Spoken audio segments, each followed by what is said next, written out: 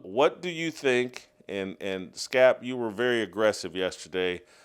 Fight. So I'm gonna let Dre take the first punch here, and I have no idea if you guys are gonna agree or disagree. But Scap's always looking for a fight. Uh, anyway, Dre, what do you think of my suggestion that Adam Silver, the NBA should be looking for a way to work with college basketball, and college basketball should be looking for a way to work with the NBA rather than being rivals?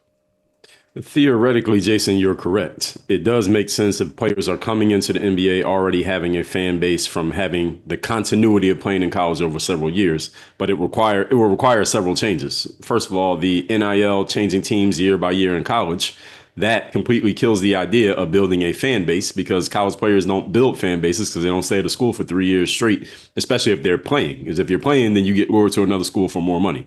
So that would have to be fixed. Secondly, you mentioned players coming or the amount of money that players are making, and that actually works in your favor because if players are making money, you're making $1 million playing in college, then it would quiet down the immediate backlash that I was first thinking when you started building out your argument that a bunch of black people are going to say, hey, a kid can go into the military at 18, they can go play tennis at 16, but now you're going to stop the black guys from going and making money coming out of the hood. But if they're making money, then that does assuage that concern a bit. Third, you mentioned coming out with a brand. And yes, we understand that having a brand matters because that means fans, that means buyers, that means tickets, that means jersey sales. But you mentioned Colin Knippel. He has a teammate. His teammate's name is LaMelo Ball. Did he not come into the NBA with a brand? And the question is, does having a brand actually make the product good? My answer is no, it doesn't. Just because you have a brand doesn't mean you have a great product. I'm not saying LaMelo is not a good player. What I'm saying is he has a brand, he has fans, he has people who will speak up for him and defend him, but that does not always linearly correlate with high quality. And in the long run, what's going to make the NBA matter is not how many players have their own fan bases, but what type of quality product are you putting on the court, which is what we were talking about yesterday with the All-Star game. So it's not just about having fans because a lot of people have fans who ain't that good. And there are a lot of people who are really good who don't have fans. So what actually matters to the NBA? That's the question that has to be answered. Well, I think in college, he Lamelo Ball has a better chance of developing a brand that's actually healthy and an asset for the NBA. I think from his style of play to the tattoos to the way he carries himself, yeah, he's got a brand, and it's not quite O.J. Simpson, uh, but it's not the greatest brand.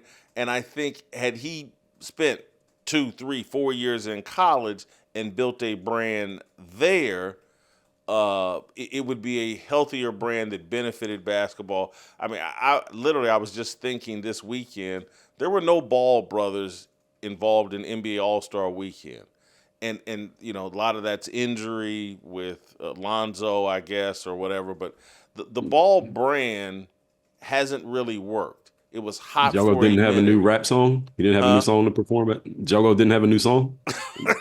No, Yeah, no, yeah, I'm not. Yeah, I'm not sure. Yeah, I don't think he did. And no. one of the most overrated rappers. The balls have been overrated in everything, including the rap game. Scap, your reaction to my thought that these guys should be partners, not rivals.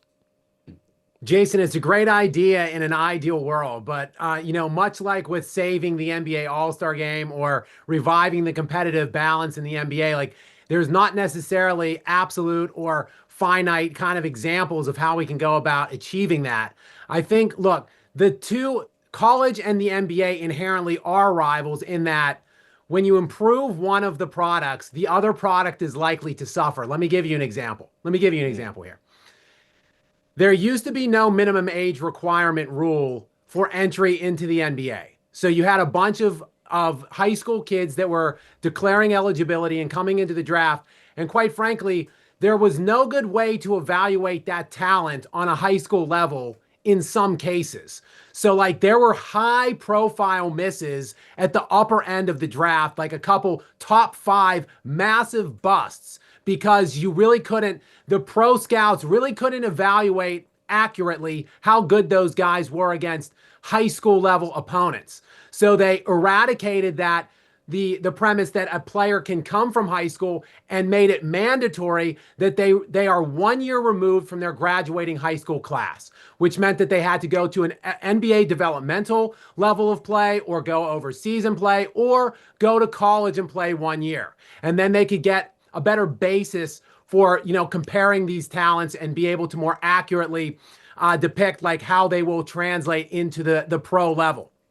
Now, what that did, though, Jason, is it really messed with the college level of play because you had this proliferation of one and dones where you were getting these elite players come in. You only got them for 1 year. And then you had people like John Calipari who were building full teams around these one and dones. So like basically that was screwing up the dynamic of the tournament where you would see these elite young kids that were going to play 1 year that weren't really like a gelling team yet. So you wouldn't even necessarily see them into the Final Four. Then they were gone before you really even knew they were there or could appreciate them. I think you begin, Jason, with this. The NFL has a 3-year minimum rule where you have to be 3 years removed from your graduating high school class before you're eligible to come in. I would say, look, we're taking away the minimum at the high school end. If you think you can compete at the high school, coming right out of the high school level, you think you can get right into the NBA, get drafted and start competing, God bless. Come on in. And then it's incumbent on the scouts to be able to decide if, yes, you're a viable pick up at the upper end of that lottery. If not, though, if you choose not to go to jump right from high school, then you are automatically, you must play in college for 3 years then. You are then not eligible to come out till at least you are 3 years removed from your high school graduating class. To me, that is what I've been calling for that for several years. Basically, since they mandated these kids couldn't come out of high school anymore, I've been saying, let them do it. But if they don't, if they go to college, you got to stay 3. And then to piggyback off Dre, I would remove the portal transfers and all that stuff. I would go back to where it's going to be difficult to transfer. Like you're going to have to sit out a year again. Like basically I'm going to incentivize the kids to stay put on the team that they choose coming out of high school and play there for all 3 years. To me, that's where I would begin if it were me. Well, and Scap, I hear you, and I know a lot of people make the argument like it would be really hard to do the things you're talking about, Whitlock. But we're at a time where I think everybody is in agreement, like sports are degrading. And the NBA, I think most people agree, like this thing is it's regressing, it's going the wrong direction. And we just watched them say, you know what, NBA All-Star Weekend doesn't work. Let's come up with a totally new format.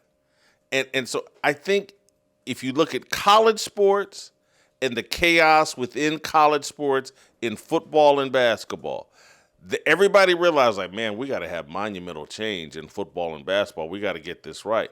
Everybody agrees in the NBA, man, we need monumental change. And so everything should be on the table.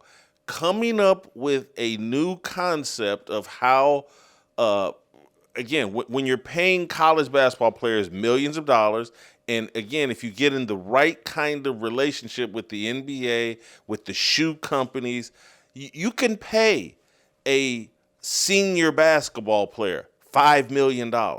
And anybody that wants to complain about, well, that's not fair, he could be making $10 million in the NBA, miss me with all of that. We're actually doing what's best for the game of basketball at the collegiate level and the NFL, NBA level. And everybody knows that the old system was better when the players stayed 3 and 4 years in college. If you go look from Tim Duncan to Michael Jordan, it was clear cut, like the greatest players played 3 and 4 years in college, and it actually made them better NBA players. The guys that came out early, they're just missing something. They haven't been properly developed. There's a way, I think, college basketball, because again, we're talking about, as it relates to college football, we're talking about the football schools just walking off and doing their own thing. Everyone thinks that's a possibility and that's inevitable.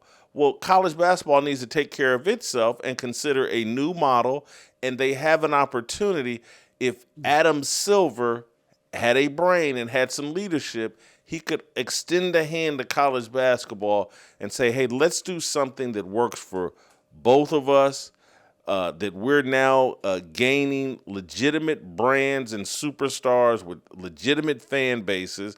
And again, Dre, to your point, you can pass some harsh rules about, okay, if you commit to one school and stay, there's more money for you as a sophomore, junior at the original school than what a competitor could pay you.